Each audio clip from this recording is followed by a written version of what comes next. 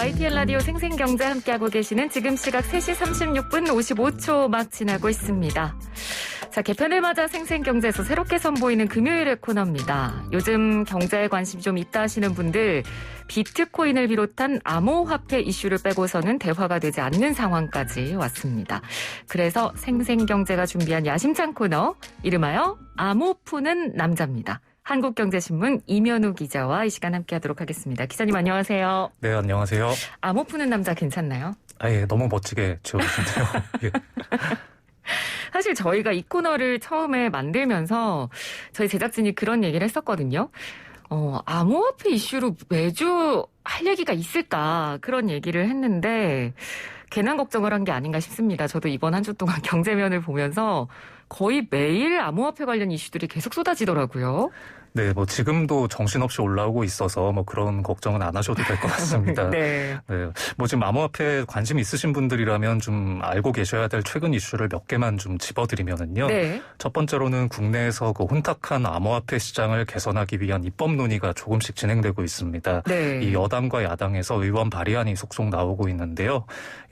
국회에서 일단 부랴부랴 만들긴 하는 분위기인데 이게 본회의까지 순조롭게 처리가 될까? 저는 솔직히 잘 모르겠습니다. 하지만 네. 일단 지켜봐야 될 것 같고요. 예. 두 번째는 도지코인입니다. 네. 지난 주말에 테슬라 CEO 일론 머스크가 그 SNL이라는 미국 TV 예능에 출연한 직후에 가격이 뚝 떨어져서 고점 회복을 못했었는데요. 오늘은 다시 팍 올랐습니다. 당분간 머스크와 엮여서 이 가격이 정신없이 움직이지 않을까 싶은데 역시 지켜봐야 될 것 같습니다. 네. 또 세 번째는 이 암호화폐 시장이 가장 무서워하는 게 정부의 규제 리스크인데요. 이 세계 최대 암호화폐 거래소인 바이낸스라는 곳이 있습니다. 네. 이곳이 미국에서 돈 세탁 혐의 등으로 수사를 받고 있다는 외신 보도가 나왔습니다. 예. 지금 미국 법무부와 국세청이 수사에 착수했다는데 이 공식 확인은 안 됐고요. 하지만 진행 상황에 따라서 불안 요인이 될 수 있을 것 같습니다. 네. 뭐니 해도 네 번째는 일론 머스크의 폭탄 발언일 것 같은데요. 그렇죠. 이 테슬라 전기차를 살 때 비트코인으로 결제할 수 있도록 했던 조치를 이 50일 만에 번복을 했습니다. 네. 이 암호화폐 투자 열풍을 사실상 부채질하던 분이 돌변을 하니까 이 가격도 많이 흔들렸었고요.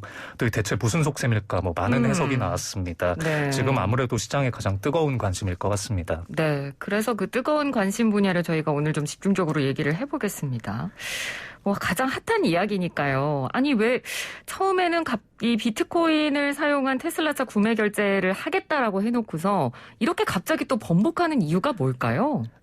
네, 일단 우리나라 시간으로 어제 아침이었습니다. 이게 네. 머스크가 트위터에 이 테슬라는 비트코인을 활용한 차량 결제를 중단하기로 했다 이렇게 밝혔는데요.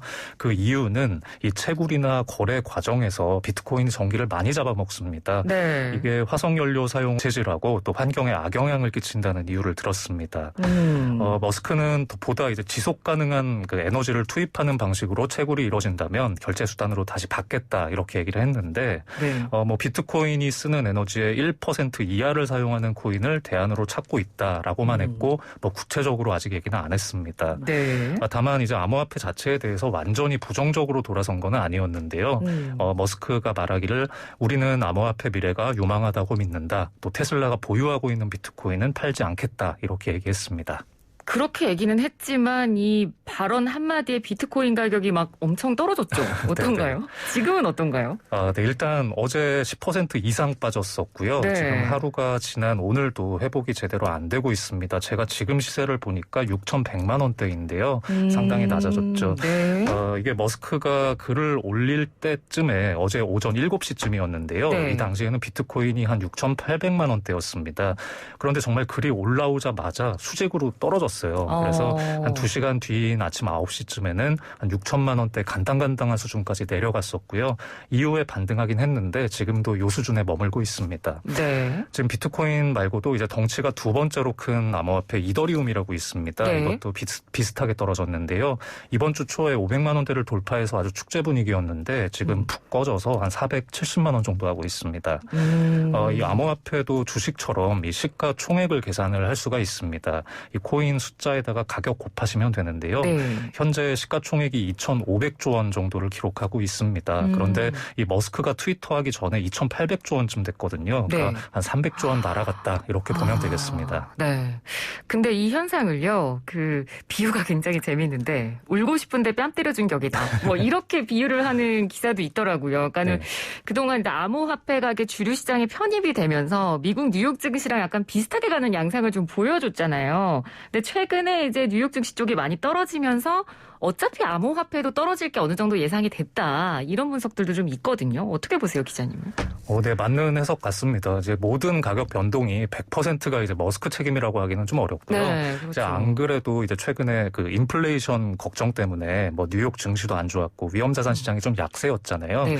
이런 와중에 기름을 부은 이 정도로 보면 될 것 같습니다. 네. 사실 비트코인이 굉장한 고위험 고수익의 위험 자산으로 분류가 되는데요.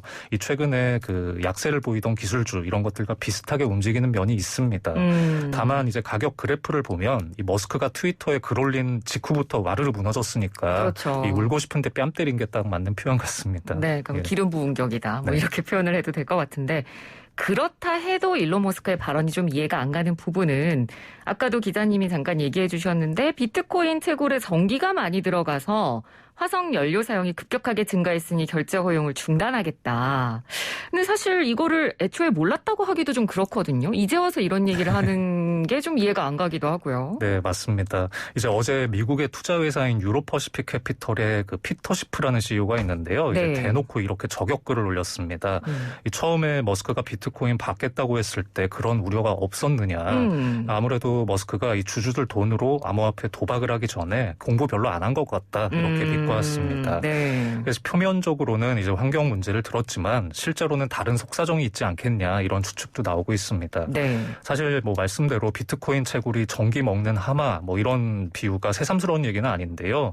이 요새 ESG 경영이 대세라고 하잖아요. 그렇죠. 이런 거에 정말 역행하는 자산이기도 합니다.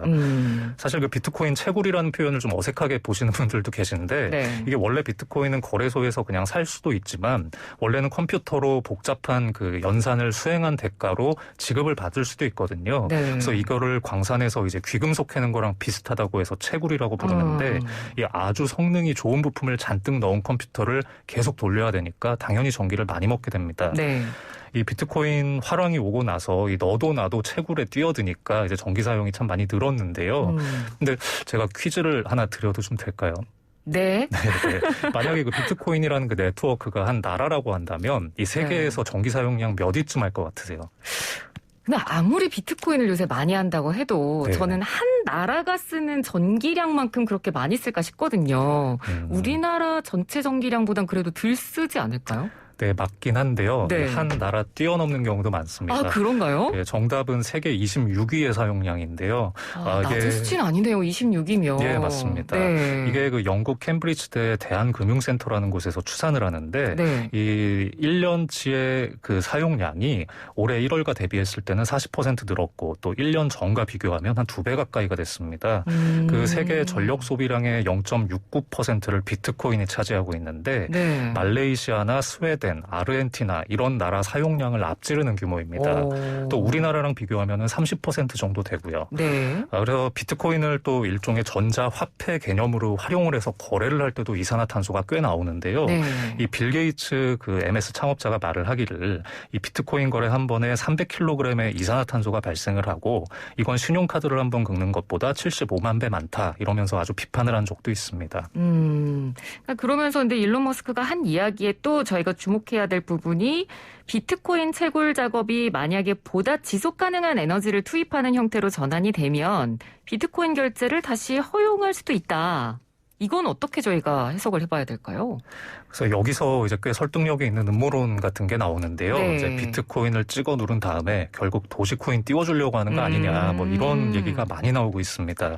지금 외신들을 보면 도지코인의 전력 소모량이 비트코인에 비해서 상당히 낮다 이런 분석도 많이 나오는데요. 네. 머스크는 그저께 테슬라가 도지코인을 결제 수단으로 허용을 할까요, 말까요 이런 투표를 올린 적이 있습니다. 여기에 390만 명이 참여해서 78%가 찬성. 찬성표를 던졌습니다. 네. 지금 머스크가 그렇게 세계적으로 욕을 먹고도 오늘 트윗을 또 하나 올렸는데 네. 이 도지코인 거래 시스템의 효율성을 개선하기 위해서 이 도지 개발자들과 협력하고 있다 이런 글을 올렸고 그 영향으로 지금 도지코인 가격이 20% 정도 치솟았습니다. 그러니까 그래서 자꾸 이 에너지의 1% 이하를 사용하는 다른 가상화폐라고 언급한 게 도지코인이다. 결국 다들 그렇게 좀 보는 것 같더라고요, 분위기는. 네, 일단 투자자들의 상상은 도지코인에 쏠려 있는 거는 같은데 정답은 알 수가 없습니다. 그렇죠.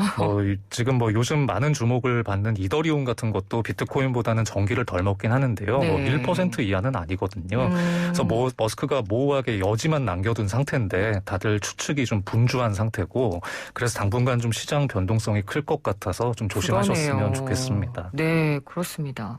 그러니까 바로 이 에너지원이 일론 머스크의 새로운 투자처가 될 거다. 이렇게 해석하는 분들도 있는데 이런 부분에 대해서는 어떻게 생각하시나요, 기자님은? 약간 단언할 수는 없지만 좀 확대 해석일 수도 있고요. 애매합니다. 네. 코인 지지하는 분들 중에는요, 비트코인이 오히려 친환경이라고 주장하는 분이 있습니다. 요즘에 돈나무 언니라는 별명이 있는 분 아시죠? 네. 예, 네. 아크 투자 운용의 CEO인 캐시 우드가 전기를 많이 먹는 비트코인 채굴이 지구 환경에 오히려 좋다 이런 글을 올린 적이 있습니다. 이렇게 비트코인 채굴이 많아져서 전기가 부족해지면 네. 이거를 만회하려고 신재생 에너지 산업이 활발해질 것이다 이런 논리인데. 네. 사실 머스크는 이런 글에 나도 동의한다 이런 트위터도 올린 적이 있어요. 근데 저는 개인적으로 납득이 안 돼서 좀 궤변이라고 생각하는데 그러게요. 청취자분들 생각은 어떠실지 모르겠습니다. 저도 약간 좀 말이 안 되는 얘기인 것 같지만 네, 판단은 여러분께 맡기도록 하겠습니다. 일각에선 그런 얘기도 있어요. 이번에 머스크가 이렇게 갑자기 입장을 바꾼 배경에 대해서 워낙 분석들을 많이 하니까 한때 조사를 받았던 미 증권거래위원회 눈치를 보는 걸 수도 있다. 왜냐하면 지금 미국 정부는 약간 친환경 쪽으로 가는 그런 기조를 보이고 있으니까 일단 정부의 눈치를 보는 후퇴 발언이다. 이렇게 보기도 하거든요. 네, 사실 머스크가 이런 쓸데없는 말실수 때문에 증권거래위원회에 크게 대인 적이 있습니다. 네. 2018년에 테슬라를 비상장사로 전환하는 것을 검토하겠다 이런 트윗을 올렸다가 이 증권거래위원회에서 사기 혐의로 고소당했었습니다. 네. 그래서 이사회 의장에서 물러나고 벌금 내는 조건으로 겨우 취소했거든요. 근데 SEC가 요즘에 비트코인에 대해서 좀 부정적인 견해를 밝혔습니다. 지난 화요일에 투기성이 짙은 투자라면서 주의를 당부를 했는데 개인적으로 이런 분위기를 머스크가 그렇게 많이 신경 쓸까 좀 모르겠긴 한데 네. 감안했을 수도 있다 이런 해석 나오고 있습니다. 어느 정도 감안은 했을 거다. 네, 그런 거고요. 그리고 일부에서 투자자들은 이런 분들도 있더라고요. 그러니까 일론 머스크의 이번 계속 왔다 갔다 하는 발언들을 보고 역시 개혁가라기보다는 사기꾼이다 이런 표현도 나오기도 하고 그리고 이미 그는 돈을 벌 만큼 벌었다. 그러니까 이제 발 빼는 거다. 네. 이런 식의 좀 분석을 하는 분들도 있는데 어떻게 보시나요?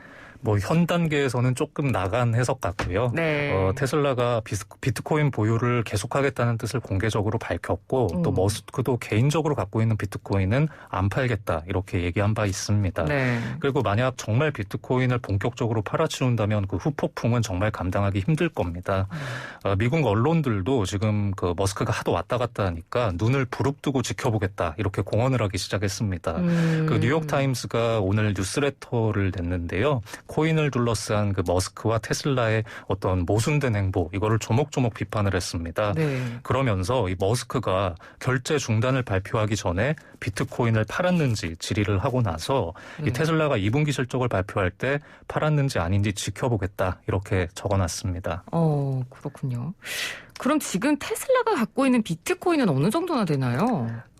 테슬라가 언제 몇 개씩 이렇게 단계적으로 샀고 현재 가치 얼마인지 정확하게는 알려지지 않았는데요. 네. 대략 짐작은 할 수 있습니다. 이 테슬라가 올 2월에 미국 공시를 통해서 15억 달러 어치의 비트코인을 매수했다 이렇게 공개를 했는데요. 네. 당시에 테슬라 회사에 쌓여있는 현금성 자산이 190억 달러 정도 됐으니까 이 중에서 한 7.8% 정도를 비트코인에 쏟아부었던 겁니다. 테슬라가 그런데 올 1분기에 이 중에서 10%를 팔았습니다. 당시에 보유했던 있던 비트코인 중에서 2억 7,200만 달러어치를 처분했다 이렇게 발표를 했는데요. 나머지는 꾸준히 보유하겠다고 밝혔고 구체적인 변동 내역은 이제 2분기 실적 발표 나올 때 확인할 수 있을 것 같습니다. 네, 알겠습니다. 아까 기자님께서도 이 암호화폐가 당분간은 지금 변동성이 굉장히 클 것 같으니까 투자자들 조심해야 된다고 얘기를 해주셨어요. 그러니까 일론 머스크가 이 발언을 던지는 바람에 변동성이 어떻게 보면 가장 큰 시점이 또 한 번 온 것 같고 이 변동성이라는 것 자체가 워낙 암호화폐 시장에서 가장 큰 단점이고 투자 취약점으로 지금 제기가 되는 부분이니까요. 근데 사실 뭐 최근에는 좀 암호화폐 시장이 어느 정도 안정세였다가 이제 일론 머스크 발언으로 인해서 좀 출렁거리는 분위기로 다시 가는 것 같거든요. 향후의 가격 전망은 어떻게 예상하십니까? 네, 뭐 사실 가격 전망은 신의 영역이니까 제가 능력은 안 될 것 같고요. 다만 네. 말씀드린 대로 당분간 변동성이 커진다 이렇게 생각합니다. 네. 개인적으로 도지코인이 좀 걱정되는데요. 최근에 한 달 동안 보면 200원이 됐다가 800원 또 그러고 오늘은 또 600원대 이렇게 왔다 갔다 하고 있습니다.